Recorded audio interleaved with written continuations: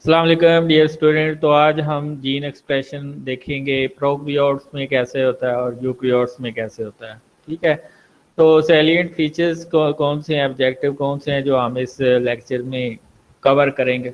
Regulation of bacterial gene expression, constitutive versus controllable gene में compare करेंगे हम इनमें। ऑपरोन स्ट्रक्चर क्या होता है और इसका जीन एक्सप्रेशन जो बैक्टीरिया का है उसका अंदर क्या रोल होता है। Regulation of eukaryotic gene expression at different level, transcription level पे और ट्रांसलेशन लेवल पे।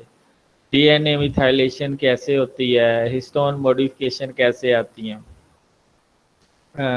जीन कापीज कैसे बढ़ेंगी, changing the rate of initiation transcription, alternate splicing किस तरह होती है, मैसेंजर आरएनए स्टेबिलिटी क्या होती है, changing the rate of initiation of translation. ये सारा हम पूरे लेक्चर में देखेंगे।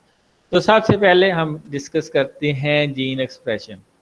Gene expression is the process by which the information encoded in a gene is used to direct the assembly of protein molecule। ठीक है, यानी कि जीन से लेके प्रोटीन तक, यानी कि पहले डीएनए की रेप्लिकेशन हुई, फिर ट्रांसक्रिप्शन हुई, फिर ट्रांसलेशन हुई। तो ये जो ट्रांसलेशन के जो जीन से ये तीनों पूरा सेंट्रल डोगमा चलता है, ये जीन एक्सप्रेशन के जुमरे में आता है। Gene expression is explored through a study of protein structure and function, transcription and translation, differentiation and stem cells. इन सब के स्टडी करने से हमें इसका पता चला। It is a process by which information from gene is used in the synthesis of functional gene product. वो फंक्शनल जीन प्रोडक्ट कौन सा है, वो प्रोटीन होती है। These products are often protein, but in non-protein coding genes such as ribosomal RNA, transfer RNA, or small nuclear RNA genes, are the product is a functional RNA। ये कहता है कि मोस्टली जो एंड प्रोडक्ट होता है वो protein होती है, लेकिन बाज़ का नॉन कोडिंग जीन जो है वो राइबोसोमल आरएनए बनाते हैं, ट्रांसफर आरएनए बनाते हैं, स्मॉल न्यूक्लियर आरएनए बनाते हैं, और ये प्रोडक्ट होता है, ये फंक्शनल आरएनए प्रोडक्ट होता है। The process of gene expression is used by all known life eukaryotes including multicellular organism, prokaryote, bacteria and archaea. Regulation of gene expression include a wide range of mechanisms that are used by the cell to increase or decrease the production of specific gene product, protein या RNA। या तो expression ज़्यादा होगा या expression कम होगा। अगर activator लगा है तो एक्सप्रेशन ज़्यादा होगा, और अगर इनहिबिटर लगा है तो एक्सप्रेशन कम होगा। Gene regulation is essential for viruses, prokaryotes, and eukaryotes as it increases the versatility and adaptability of an organism by allowing the cell to express the protein when needed। तो ये इसका benefit है। Although a functional gene product may be an RNA or protein, the majority of known mechanisms regulate protein coding genes। Mostly coding gene he regulate होते हैं। Any step of gene expression may be modulated from DNA RNA transcription to the post-translational modification of the protein। ठीक है, यानी कि DNA से पहले RNA में जाते हैं और आरएनए से फिर प्रोटीन, और प्रोटीन के बाद उसमें पोस्ट ट्रांसलेशनल मॉडिफिकेशन आती है। The first discovered example of gene regulation system was लैकप्रोन। लैकप्रोन में हमने पढ़ा था, इसको डिस्कवर किया था जैक मोनोड ने।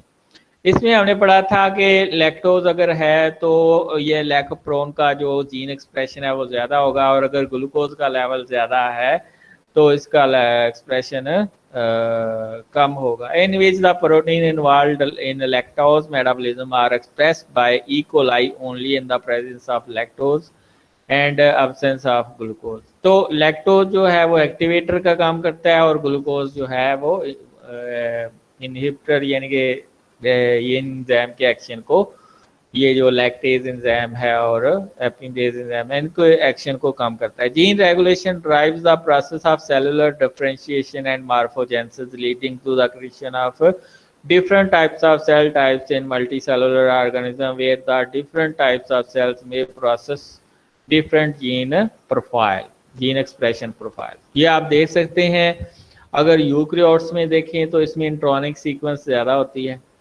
तो ये इंट्रॉनिक सीक्वेंस जो है ये रिमूव होनी चाहिए before the translation.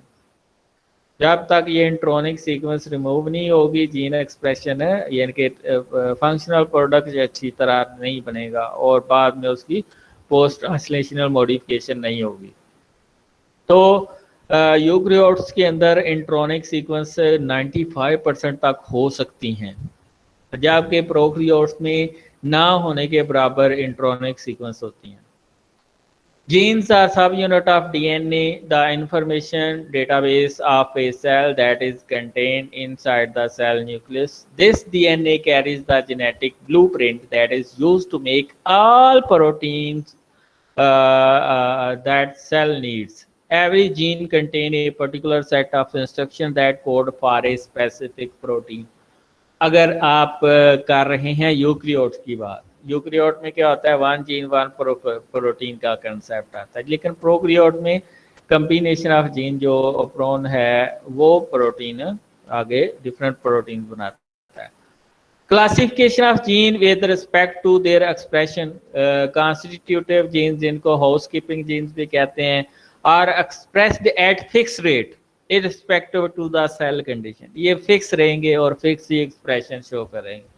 There structure is simpler, बहुत ही सिंपल इनका स्ट्रक्चर होता है। और कंट्रोलेबल जीन्स के होते हैं are expressed only as needed, जितनी बॉडी को नीड होती है उतनी वो एक्सप्रेस होते हैं। देयर अमाउंट में be increase or decrease with respect to their basal level in different condition. Their structure is relatively complicated with some response elements. Ppositive regulation क्या होती है, मैंने बताया था अगर एक्टिवेटर लगता है तो वो पॉजिटिव रेगुलेटर का काम करता है। फॉर एग्जांपल लैकोप्रोन में लैक्टोज जो है वो पॉजिटिव रेगुलेशन में इन्वॉल्व होता है। When expression of a genetic information is quantitatively increase by the presence of specific regulatory element is known as positive regulation. Element modulating positive regulation is known as activator as a positive regulator. Negative regulator क्या होता है, when the expression of genetic information is diminished by the presence of specific regulatory element is known as regulatory negative regulation. For example lac operon में क्या था, glucose जो है वो negative regulation में यूज होता है। The element or molecule mediating the negative response is said to be repressor. तो ये आप देख सकते हैं, ये मैं आपको पहले बता चुका हूँ कि अगर ये ऑपरेटर के ऊपर एक्टिवेटर आके लगा है तो आगे ट्रांसक्रिप्शन होगी, और अगर ये इनहिबिटर लगा हुआ है तो ये आगे ट्रांसक्रिप्शन और ट्रांसलेशन नहीं होगी।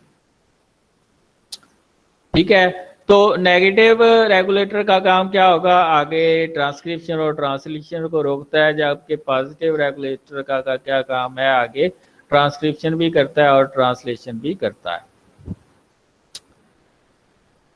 Biological system exist 3 types of temporal responses, type A response, type B response, type C response.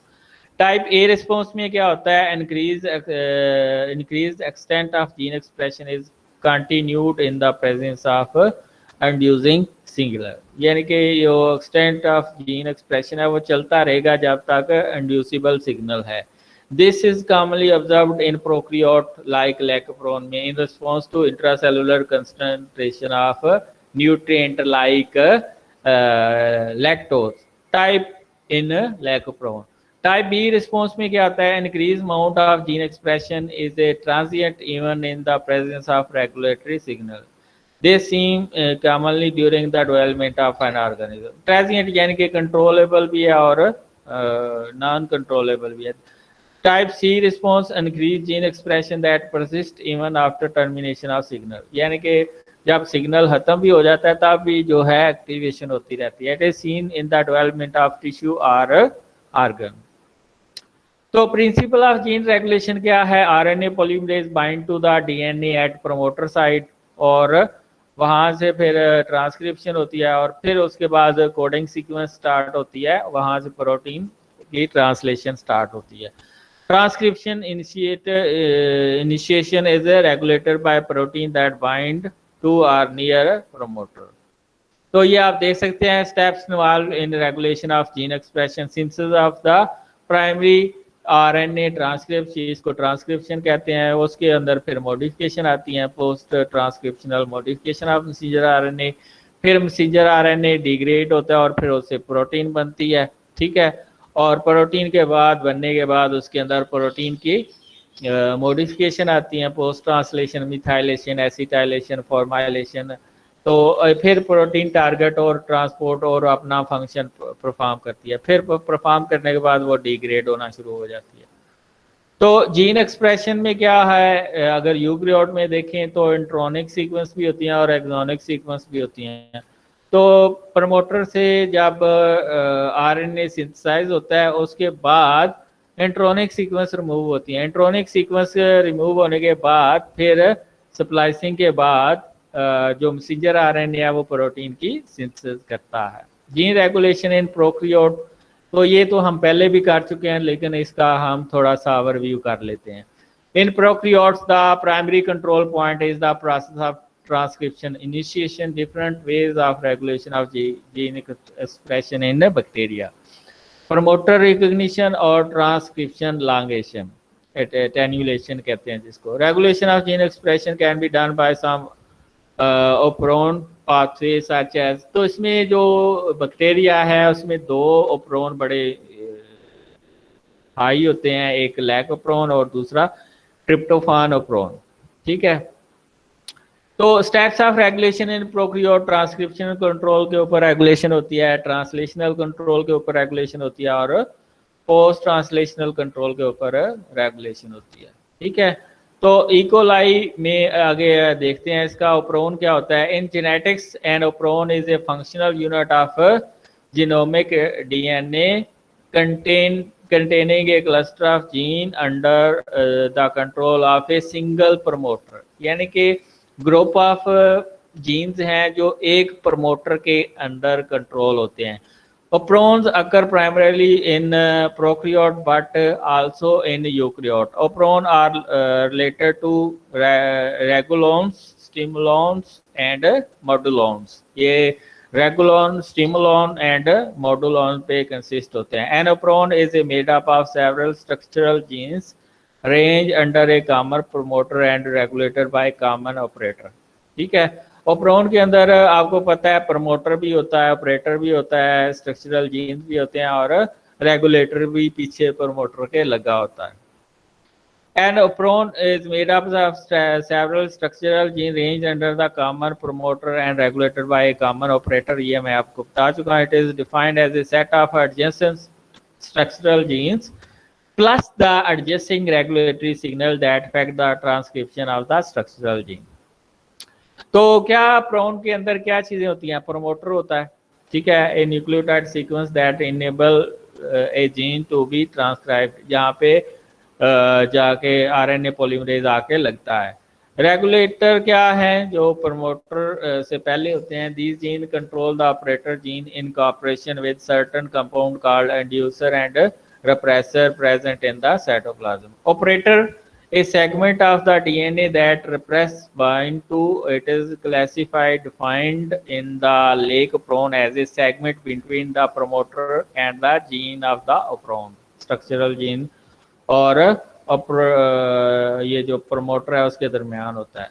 Structural gene the gene that को रेगुलेटेड बाय द ओप्रोन। तो ये आप दे सकते हैं, ये प्रमोटर सीक्वेंस है, ये ऑपरेटर है।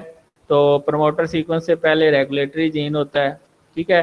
तो ऑपरेटर के ऊपर अगर इंड्यूसर आके लगा है तो एक्सप्रेशन होगा, और अगर इनहिबिटर आके लगा है थ्रू रेगुलेटरी जीन तो वो ट्रांसक्रिप्शन नहीं होगी आगे।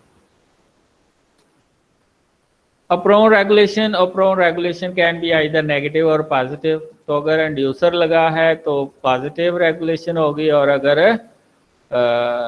नेगेटिव मॉलिक्यूल लगा है तो फिर नेगेटिव कंट्रोल होगा। Negative control involve the binding of a repressor to the operator to prevent transcription. For example glucose का अगर लेवल बहुत ज़्यादा हो जाता है तो वो लैक प्रोन को इनहिबिट करता है। In negative inducible operon a regulatory repressor protein is normally bound to the operator which prevent the transcription of the gene on the operon. ये जो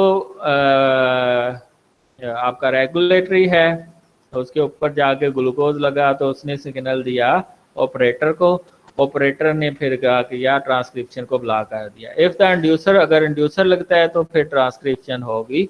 उसी तरह ट्रिप्टोफान में क्या है कि अगर ट्रिप्टोफान है तो ट्रांसक्रिप्शन नहीं होगी और अगर ट्रिप्टोफान नहीं है तो आगे ट्रांसक्रिप्शन होगी।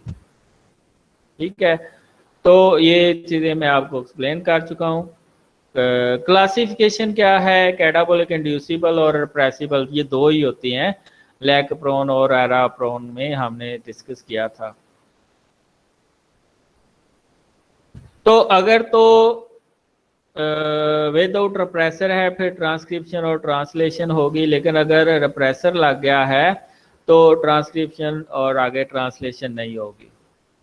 लैक प्रोन में हम बिल्कुल बहुत डिटेल में पहले कर चुके हैं कि अगर ग्लूकोज ज़्यादा है तो वो इनहिबिटर का काम करेगा, रिप्रेसर का काम करेगा और आगे बीटा ग्लैक्टोसाइडेज भी प्रोड्यूस नहीं होगा, परमीएज भी नहीं प्रोड्यूस होगा और ट्रांस एसिटाइलेज भी प्रोड्यूस नहीं होगा। लेकिन अगर लैक्टोज है तो वो फिर रेगुलेटरी जीन के साथ ऑपरेटर के रेगुलेटरी जीन के से जो मालिक्यूल सिग्नलिंग मालिक्यूल प्रोड्यूस होंगे वो ऑपरेटर पे लगेंगे और वो आगे जाके ट्रांसलेशन करेंगे बीटा ग्लूकोसाइडेज की, बीटा ग्लैक्टोसाइडेज परमीएज की और बीटा ग्लैक्टोसाइड ट्रांस एसिटाइलेज। और अगर इनहिबिटर लगा है तो ट्रांसक्रिप्शन नहीं होगी, इन तीनों एंजाइम्स की ट्रांसलेशन नहीं होगी, बीटा ग्लैक्टोसाइडेज की नहीं होगी, बीटा ग्लैक्टोसाइड परमीएज की नहीं होगी और बीटा ग्लैक्टोसाइड ट्रांस एसिटाइलेज की नहीं होगी। ठीक है, तो ये एब्सेंस में ये सिग्नल नहीं जाएगा।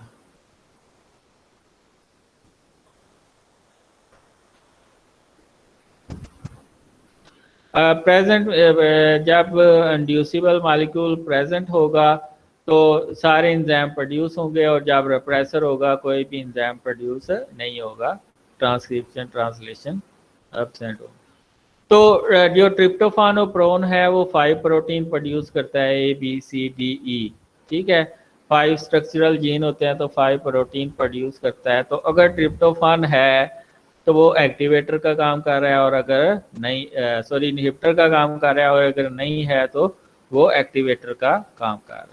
ठीक है, तो ये 5 प्रोटीन प्रोड्यूस होंगे अगर ट्रिप्टोफान नहीं है, अगर है तो वो हाई लेवल है उसका तो वो नहीं प्रोड्यूस होंगे।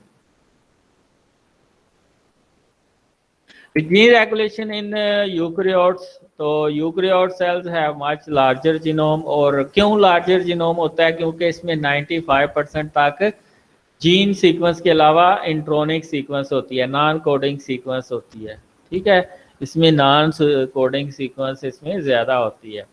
Eukaryote have much greater cell specialisation.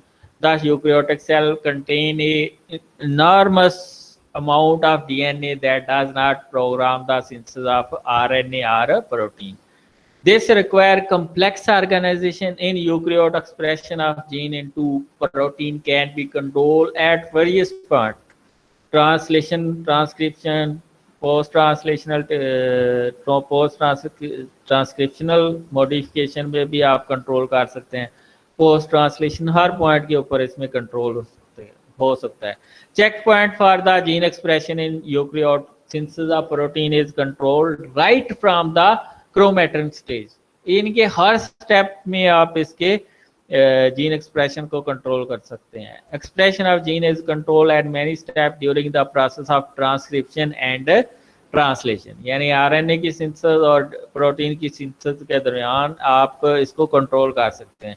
Description of control point is dealt in detail in the subsequent slides. तो सबसे पहले हम ट्रांसक्रिप्शनल कंट्रोल करेंगे, फिर आरएनए प्रोसेसिंग कंट्रोल करेंगे, फिर आरएनए ट्रांसपोर्ट और लोकलाइजेशन कंट्रोल करेंगे, ट्रांसलेशन कंट्रोल करेंगे, मैसेंजर आरएनए डिग्रेडेशन कंट्रोल करेंगे और प्रोटीन एक्टिवेटर कंट्रोल करेंगे। तो ये आपके पास डीएनए है, डीएनए से आरएनए बना, ट्रांसक्रिप्शन है, फिर आरएनए की प्रोसेसिंग हुई, टेल आई, पॉली ए टेल और कैप आई, तो ये आरएनए प्रोसेसिंग है, फिर आरएनए की लोकलाइजेशन है, ठीक है, फिर उससे जो प्रोटीन सिंथेसाइज हुई और उसके बाद मैसेंजर आरएनए की डिग्रेडेशन हुई, ठीक है, और फिर पोस्ट ट्रांसलेशनल मॉडिफिकेशन हुई, फिर इनएक्टिव प्रोटीन हो गई। तो सबसे पहले क्रोमैटिन स्ट्रक्चर है, two forms of chromatin, euchromatin and heterochromatin. Euchromatin a lesser coiled transcriptionally active region which can be easily accessed by the RNA polymerase। यहाँ पे जो जीन हैं वो यू कैन से नेकेड होते हैं और वहाँ पे एक्सप्रेशन ज़्यादा होता है। हेट्रोक्रोमैटिन में कंडेंस होता है, हाईली कंडेंस होता है। A highly condensed transcriptionally inactive region, the gene in this region cannot be accessed by the RNA polymerase। Euchromatin में कर सकते हैं, लेकिन हेट्रोक्रोमैटिन में क्योंकि कंटेंट्स होते हैं जीनोम, तो उधर आरएनए को स्पेस ही नहीं मिलती कि वो बैठ सके। Ubiquitination of histone 2A transcriptional inactivation, ubiquitination of H2B transcription activation. अगर H2A की यूबिक्विटिनेशन हो जाएगी तो वो इनएक्टिवेशन हो जाएगी ट्रांसक्रिप्शनल, और अगर H2B की यूबिक्विटिनेशन हो जाएगी तो वो एक्टिवेशन करेगी। Mechanism which affect the chromatin structure and hence the expression of genes are histone modification। These modification make region of gene either transcriptionally active or inactive। पीछे मैं बता चुका हूँ। एसिटाइलेशन इसको एक्टिव कर देगी, ठीक है, एस्टर ग्रुप अगर ऐड हो जाएगा, और कंडेंसेशन ऑफ डीएनए भी इसको डाउन कर देगी, ठीक है। Transcription gene in that region, ubiquitin का मैंने बताया कि अगर 2A के साथ यूबिक्विटिनेशन हो जाएगी तो इनएक्टिवेशन हो जाएगी, और 2B के साथ हो जाएगी तो ये एक्टिवेशन हो जाएगी।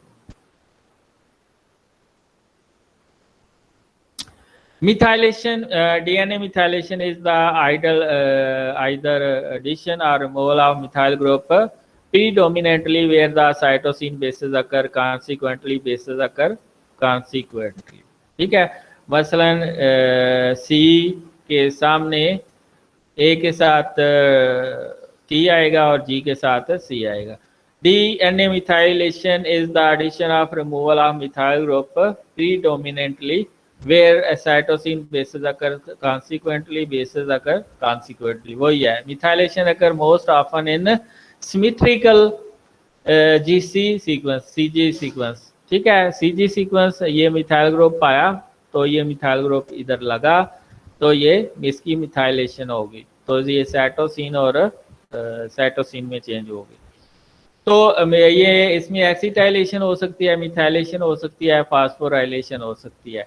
तो एसिटाइलेशन कौन सा एंजाइम करता है? एसिटाइलेशन के लिए हम हिस्टोन यानी कि डी एसिटाइलेज एंजाइम यूज करते हैं।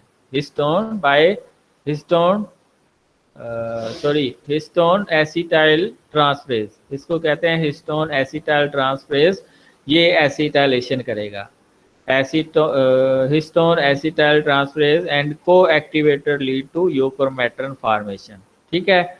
और यूक्रोमैटिन फॉर्मेशन की वजह से फिर आगे आरएनए पॉलीमरेज इसके ऊपर आगे बैठेगा और आगे प्रोसेस स्टार्ट होगा। मिथाइलेशन कैसे होती है, ये इसके लिए आपको चाहिए ये हिस्टोन डीएसिटाइलेज, ठीक है, ये आगे फिर मिथाइलेशन में हेल्प आउट करता है। लीड टू हेट्रोक्रोमैटिन, और अगर मिथाइलेशन हो गया तो हेट्रोक्रोमैटिन बनने के चांसेस ज़्यादा होते हैं। और एसिटाइलेशन से मोस्टली ये एक्टिव हो जाता है ट्रांसक्रिप्शन, और मिथाइलेशन से ये इनएक्टिव हो जाता है।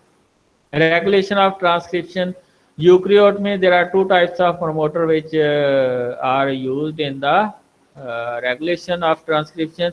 Basal promoter and upstream promoter, basal promoter and upstream promoter. Basal promoter और कोर प्रमोटर ये क्या होते हैं? These promoter reside within 40 base pair upstream of the start site. Upstream होता है स्टार्ट से पहले। These promoter are seen in all protein coding regions. ठीक है। Upstream promoter, these promoter may lie up to 200 base pair upstream of the transcription initiation site. The structure of this promoter and the associated binding factor keep varying the gene to gene। ठीक है। तो ये दो तरह के promoter sequence होती हैं जो कि रेगुलेशन में इन्वॉल्व होती हैं। Transcriptional control, controlling when how often a given gene is transcribed. ठीक है। Translation much more efficiently than the gene B. क्यों जीन ए क्यों एफिशिएंटली ट्रांसलेट होगा एज कंपेयर टू बी? ठीक है। तो इसमें हो सकता है, इसमें जो ट्रांस जीन बी है इसमें इंट्रोनिक सीक्वेंस ज़्यादा हो। Gene can be expressed with different efficiency. Gene A is transcribed and translated more efficiently than gene B. This allows the amount of protein A in the cell much more greater than that of protein B. तो इसमें इसका expression ज़्यादा होगा और इसका expression कम होगा। तो ये इसका एक और भी वजह है, ये बेसल प्रमोटर, कोर प्रमोटर और अपस्ट्रीम प्रमोटर ये ज़्यादा एक्टिव किस में है। ठीक है। तो अगर जीन ए में ज़्यादा एक्टिव है तो इसका मतलब है ज़्यादा प्रोडक्ट बनेगा, और अगर इसमें कम एक्टिव है तो कम प्रोडक्ट बनेगा। Transcriptional control regulation by RNA polymerase. ठीक है। तो आरएनए पॉलीमरेज भी जो है वो एक्टिवेशन और इनएक्टिवेशन का काम करता है। तो अगर तो आपका आरएनए पॉलीमरेज प्रोमोटर की सीक्वेंस को एग्जैक्टली रिकग्नाइज करता है तो वो तो आगे ट्रांसक्रिप्शन होगी, और अगर वो रिकग्नाइज नहीं करता तो वो ट्रांसक्रिप्शन नहीं होगी। ठीक है। और उसमें कोई बैंड आ गया है तो तब भी ट्रांसक्रिप्शन जो है वो कम होगी। Enhancer can be located upstream, downstream or within the gene that is transcribed। ये upstream भी हो सकते हैं, downstream भी हो सकते हैं। ठीक है। और within the gene भी हो सकता है। The binding of these enhancer with the enhancer binding protein increase the rate of transcription of that gene to a greater extent। यानी कि अगर ये enhancer लग गए हैं, बेशक वो upstream sequence है, downstream sequence है, या जीन की एक्टिव जीन की सीक्वेंस है, अगर वो उस पर लग के तो वो ज़्यादा प्रोटीन आरएनए एक्सप्रेशन शो करेंगे। Promoter are capable of initiating lower level of transcription. Enhancer are responsible for cell or tissue specific transcription. ये उसको इनहांस कर देते हैं। Each enhancer has its own transcription factor that is bind to जो है sequence enhancer sequence है। An enhancer binding protein has two binding site, bind DNA, bind transcriptional factor that bound to the promoter. यहाँ तो वो जो आपका इनहांसर है वो ट्रांसक्रिप्शनल फैक्टर के साथ लगेगा और ट्रांसक्रिप्शन फैक्टर की बाइंडिंग एफिनिटी ज़्यादा कर देगा, जिसकी वजह से ट्रांसक्रिप्शन ज़्यादा होगी। जहाँ वो डीएनए के ऊपर जाके लगेगा तो ट्रांसक्रिप्शन ज़्यादा कर देगा। Control at DNA level by gene amplification. Repeated round of DNA amplification yield multiple copies of particular chromosomal region. जितनी ज़्यादा एप्लीकेशन होगी उतनी ज़्यादा प्रोडक्ट बनेगा रिक्वायर्ड जो आपका रेप्लिकोन है। Control at transcription initiation by using different sequence, promoter, enhancer, silencer sequence and other factor, rate of transcription of a gene is control। ठीक है। अगर इसकी डिटेल आप समझना चाहते हैं तो ट्रांसक्रिप्शन समझे, ट्रांसक्रिप्शन का लेक्चर पड़ा हुआ है यूट्यूब पे, उसको आप देखें तो उसमें बड़ी डिटेल में ये कंट्रोल एट ट्रांसक्रिप्शन इनिशिएशन के बताया गया है। By using different sequence, promoter, enhancer, silencers and other factor the rate of transcription of a gene is control. वो आपका रेगुलेटरी सीक्वेंस को हो सकती हैं, जीन रेगुलेटरी सीक्वेंस हो सकती हैं, जीन जनरल ट्रांसक्रिप्शनल फैक्टर कर सकते हैं, आरएनए पॉलीमरेज अगर प्रमोटर सीक्वेंस को वेल रिकग्नाइज करता है तो वो कर सकता है, जीन रेगुलेटरी प्रोटीन है वो कर सकती हैं।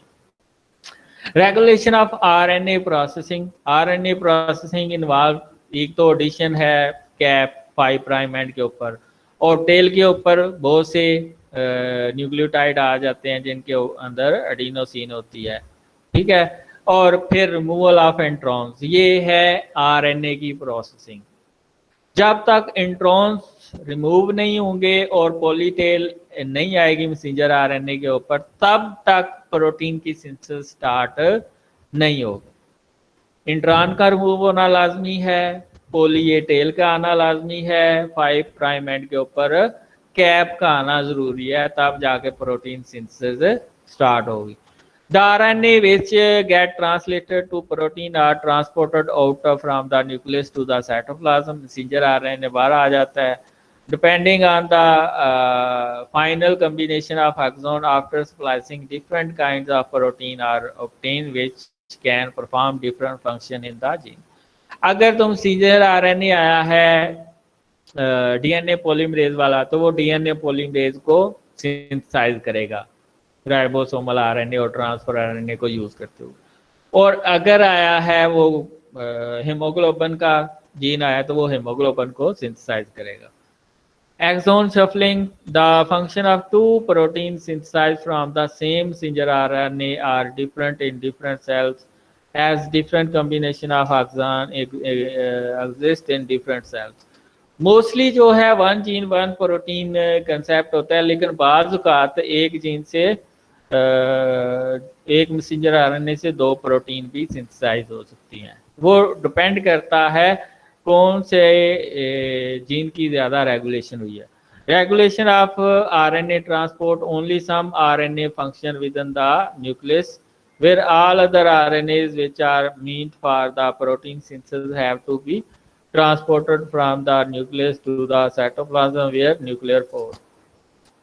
राइबोसोमल आरएनए साइटोप्लाज्म में पहले होता है, ट्रांसफर आरएनए साइटोप्लाज्म में होता है, मैसेंजर आरएनए फिर आ जाता है बाहर और फिर ट्रांसलेशन स्टार्ट होती है। Regulation of RNA longevity, messenger RNA from different genes have different lifespan. The information of the lifespan of messenger RNA is found in the 3' UTR region.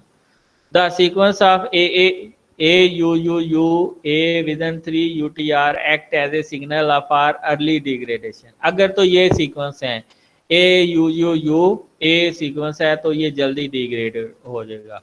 More than the number of times the sequence this repeated shorter lifespan of messenger। जितनी दफ़ा ये AUUA sequence repeat होगी उतनी life span जो messenger RNA की कम होगी।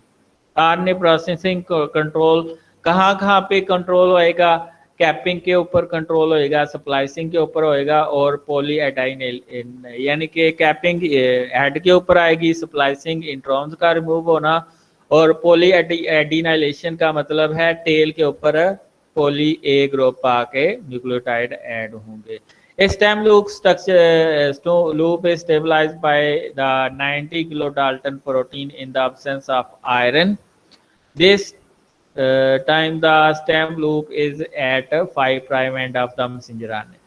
ये जो मैसेंजर आरएनए का 5 प्राइम एंड है, इसकी जो इधर एक प्रोटीन आके लगती है जिसको रेगुलेटरी प्रोटीन कहते हैं, ये रेगुलेट करती है इस मैसेंजर आरएनए को। The presence of stem loop prevent the translation of the messenger RNA by blocking the progress of the ribosome long the messenger RNA. ठीक है, तो जब तक ये रिमूव नहीं होता तो तब तक ये प्रोसेस नहीं होगा। इन the presence of iron the hairpin loop is, जो ही आयरन आता है ये हेयरपिन लूप खत्म हो जाती है और फिर स्टार्ट होती है प्रोटीन की synthesis. Control at messenger RNA splicing, alternate splicing, ये इंट्रोनिक सीक्वेंस स्प्लाइसोसोम की मदद से रिमूव होती हैं और फिर आपके पास फंक्शनल जीन आता है और उससे फिर फंक्शनल मैसेंजर आरएनए आता है और उससे फिर प्रोटीन की सिंथेसिस होती है। Regulation at translation level, translation initiation, the expression of gene product also depends on the ability of the ribosome to recognize the correct AUG methionine codon out of the multiple methionine codon present in the messenger RNA। तो आपको पता ही है protein synthesis हमेशा start होती है कहाँ पे, जहाँ पे मैथियोनिन का कोडोन आएगा। जहाँ पे नहीं होगा तो वो एक स्पेसिफिक जो कोडोन है उसको रिकॉग्नाइज करेगा तो करेक्ट प्रोटीन बनेगी। Control of translation process in many animal, large amount of messenger RNA are produced by the eggs but all of them do not get translated until the egg is fertilize. जब तक egg fertilize नहीं होगा तो उसकी propagation नहीं होगी। ये आप देख सकते हैं मैसेंजर आरएनए है, enhancer bound to the latter, translation is accelerated. जो ही ये इधर इनहांसर लगा तो जो ट्रांसलेशन है वो ज़्यादा होगी और अगर इनहिबिटर लग गया तो ट्रांसलेशन कम हो जाएगी। Specific sequence make the specific secondary structure, specific protein factor bind to the secondary structure. तो उसके बाद ये पोस्ट ट्रांसलेशनल कंट्रोल पॉइंट कौन से हैं? Post translational modification, functional state of protein depends on the modification like glycosylation, acetylation, fatty acylation, disulfide bond formation and molecular chaperones. Protein transport, transportation to the site of action। तो ये सारे जो हैं control point हैं protein की translation को control करने के लिए। Protein stability, the life spine of protein depends on the specific amino acid sequence with in them. ठीक है, तो अगर वो स्पेसिफिक सीक्वेंस हैं तो बाद प्रोटीन जल्दी डिग्रेड हो जाती हैं, बाहर ठहर के डिग्रेड होती हैं। तो ये आप देखें यूबिक्विटिन प्रोटीन डिपेंडेंट प्रोटियोलाइसिस होती है। ठीक है, ये उन प्रोटीन की होती है जो एंडोजिनस होती हैं, एंडोजिनस जो बॉडी के अंदर होती हैं। ठीक है, ये यूबिक्विटिन के मॉलिक्यूल पहले आपस में मिलते हैं, पॉली यूबिक्विटिन बनता है, फिर पॉली यूबिक्विटिन के साथ प्रोटीन जिसने डिग्रेड होना है वो लग जाती है, फिर वो प्रोटियोसोम के अंदर उसको ले जाती है। प्रोटियोसोम के अंदर प्रोटियोसोम वाले लाइजिंग एंजाइम होते हैं, वो प्रोटीन को डिग्रेड करते हैं और उस ये डिग्रेडेशन डिपेंड करती है उसके अंदर अमीनो एसिड सीक्वेंस कौन सी हैं। ठीक है, तो ये है प्रोटीन की degradation by ubiquitin process. The stability of protein depend on the N terminal amino acid sequence. N terminal पे अगर आर्जिनिन लाइसिन है तो इसकी जो प्रोटीन का डिग्रेडेशन हाफ टाइम है वो 3 मिनट होगा, और अगर मैथियोनिन या एलानिन है तो फिर मोर देन 20 आवर्स 20 आवर्स तक डिग्रेडेशन टाइम है, बहुत ज़्यादा। ठीक है, अगर मैथियोनिन या एलानिन एंड टर्मिनस प्रोटीन के ऊपर आ गया है। Regulation of gene expression, prokaryote mainly at transcription level, sets of gene transcribe together, polycistronic होते हैं, यानी कि एक प्रमोटर मल्टीपल जीन को कंट्रोल कर रहा होता है, जैसे मल्टीपल प्रोटीन बन रही होती है। मसलन लैगप्रोन जो है वो 3 प्रोटीन बना रहा है, ट्रिप्टोफान प्रोन 5 प्रोटीन बना रहा होता है। तो ये डिफरेंस है। यूकैरियोटिक में क्या है, बहुत हर लेवल पे कंट्रोल है। Other level of regulation include post transcriptional and post translational regulation. Each gene transcribe independently, monocistronic 1 gene 1 protein का कंसेप्ट है इसमें। तो ये आप देखें प्रोकैरियोटिक का जीन एक्सप्रेशन है, ट्रांसक्रिप्शन हुई, ribosomal messenger RNA into unconstructed protein. ठीक है, तो ये प्रोटीन आई, फोल्डिंग हुई। इसमें क्या होता है, डीएनए से मैसेंजर आरएनए प्रोड्यूस होता है, उसमें इंट्रोनिक सीक्वेंस होती है और वो रिमूव होती है, फिर उसके 3 जो 5 प्राइम एंड है उसके ऊपर कैप आ जाती है, 3 प्राइम एंड के ऊपर टेल के ऊपर पॉलीएडिनाइलेशन हो जाती है। ठीक है, और मैच्योर मैसेंजर आरएनए आता है और उससे प्रोटीन बनती है। और ये है इसकी समरी क्या है, the expression of gene is control at various level in eukaryote At the chromatin stage, the level of condensation determine whether the gene will remain transcriptionally active or not. ठीक है, अगर तो हेट्रोक्रोमेटिन रीजन है तो वहाँ पे तो inactive रहेंगे, और अगर यूक्रोमेटिन रीजन है तो वहाँ पे एक्टिविटी हो सकती है, क्योंकि वहाँ पे राइबोसोमल आरएनए जाके लग सकता है. The unique combination of the promoter site transcription factor and enhancer regulates the transcriptional rate of any gene. ठीक है, तो प्रमोटर, ट्रांसक्रिप्शनल फैक्टर जितने भी 3 4 5 हैं, इन्हांसर हैं, वो सारे इसको रेगुलेट कर सकते हैं. After transcription the gene expression is control by RNA processing. ठीक है, उसमें स्प्लाइसिंग होती है, पोली टेल आती है, हेड आता है, कैप आती है उसके ऊपर. The expression of a gene is control at level of translation and after translation in eukaryote. ये याद रखना है. तो ये रेफरेंसेस हैं. अब आपके क्वेश्चन आने चाहिए मैक्सिमम.